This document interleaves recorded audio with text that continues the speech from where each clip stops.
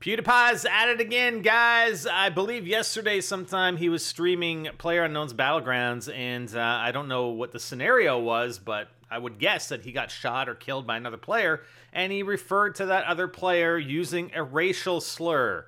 Okay, and it appeared as though afterwards he kind of realized, oh shit, did I say that? And he said, I don't mean that in a bad way. Okay, I'm not sure how you meant it then, but okay, that's cool. Now, this isn't the first time he's been in hot water due to racially charged content. I think back in February, he was kicked out of YouTube Red. Disney's Maker Studios dropped him, and it was because he went on this site called Fiverr, and he tried to get some people to hold up some anti-Semitic signs in public. So, in the name of quote-unquote entertainment. I think he did...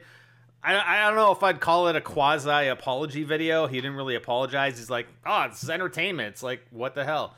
So anyways, I mean, it's kind of all over the internet, obviously, because of what happened yesterday. Now, I think there's this guy, Sean Vanneman. He's a co-founder of Campo Santo, and they have a game called Firewatch. And this guy just blew up. Like, he freaked out on Twitter, and here's what he said on Twitter. We're filing a DMC takedown of PewDiePie's Firewatch content and any future Campo Santo games. I'm pretty sure that PewDiePie did play through, or at least one video of Firewatch that got him like 5.7 million views or something like that. And I'm pretty sure that these guys would have paid him. I mean, I can't say for certain, but I would bet that he was actually paid to play that game by Campo Santo. Anyways, he goes on, there's a bit of leeway you have to have with the internet when you wake up every day and make video games. There's also a breaking point. I'm sick of this child getting more and more chances to make money off of what we make. He's worse than a closeted racist. He's a propagator of despicable garbage that does real damage to the culture around this industry. I'd urge other developers, and will be reaching out to folks much larger than us, to cut him off from the content that has made him a millionaire.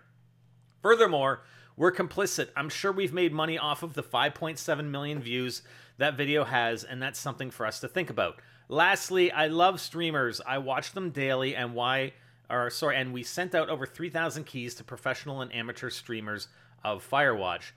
All right, so let's deal with this Sean Vanneman from Campo Santo Games, the developers of Firewatch first.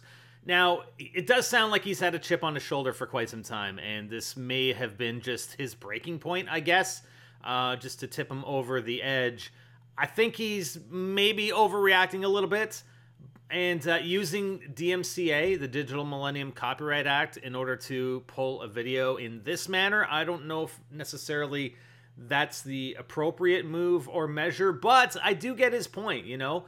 And that's the same thing that YouTube Red had an issue with, and also Disney had an issue with back when he did that video for Fiverr. But so my question is, when that happened via Fiverr and the anti-Semitic video, etc., where were you then? I mean, it looks like Firewatch released around February 9th. I'm not sure about the video that PewDiePie posted on Firewatch, because it has been taken down according to the article that's linked in the description, so I can't really check on the date. But, you know, Firewatch released on February 9th. I would have expected them to do that deal with PewDiePie shortly before launch or at launch. So it was in around the same time frame that that other video was released. YouTube Red let him go, and Disney let him go. Where were you then, man?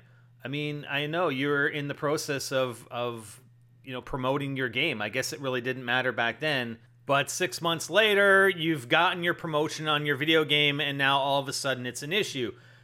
You know, we have patterns with these people, guys. I mean, we posted a video last week on T. Martin and Pro Syndicate. There is a pattern with these people. They're not going to change. That's what they do.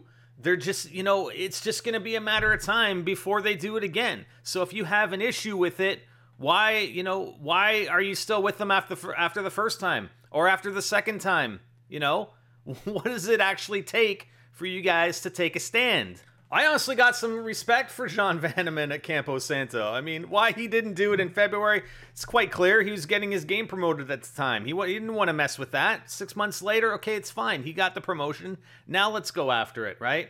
I mean, Sorry, there's a little bit of leeway you gotta have, but at least he's taking a stand. I mean, look at Activision. They didn't take a stand with T Martin or Pro Syndicate. Are you kidding? They still promote the shit out of those guys. They create content for them. They drive traffic. They drive sales for them. So it doesn't matter what they do. They can do whatever the hell they want, you know, misguide or mislead and take advantage of their viewers all day long. Activision doesn't care, man, because they still get promotion via those videos. They don't give a shit. Now, as for PewDiePie, I really don't think he gives a shit either. I mean, back in February when he made that video and he got all the flack for it, he created or posted this apology video. It really wasn't an apology. It was just like, guys, this is like entertainment. I'm not apologizing for this shit, even though it's an apology video. He doesn't care. And, you know, this time around, I'm sure it was just by accident, but, you know, it's the mentality of having that language sort of in your repertoire.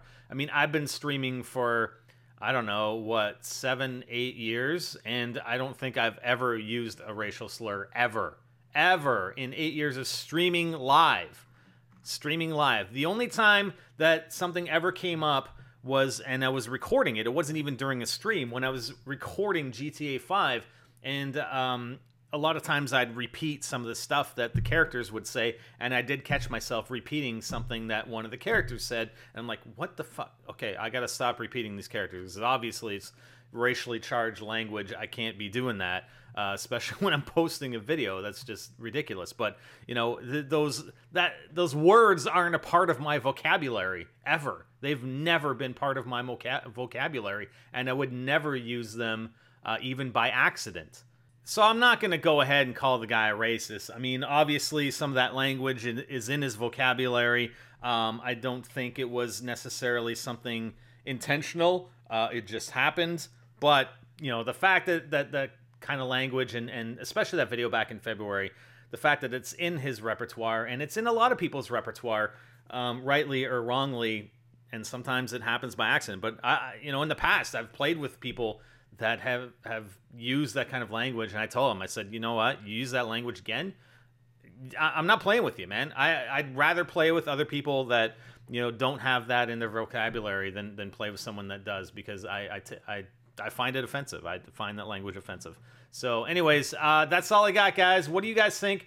I know this is kind of a charged topic to talk about, but let's have some discussion in the video comments and see where it goes. Oh, that was kind of a tough one to get through, guys. So yeah, I'm spidering them out. All right, guys, now's the time to hit that subscribe button. I know this was kind of a difficult topic, but hopefully I dealt with it in a decent manner. So make sure you subscribe, guys. Like the video, please, and I'm sure we'll be back with more, and we'll see where this goes with PewDiePie.